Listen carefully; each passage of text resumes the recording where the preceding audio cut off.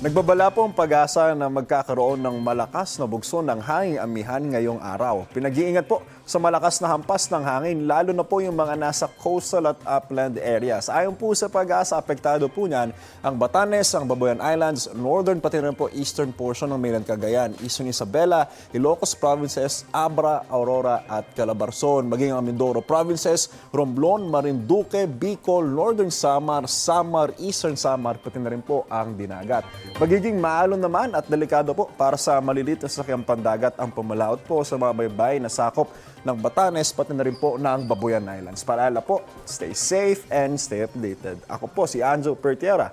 Know the weather before you go. Para mag-safe lagi, mga kapuso.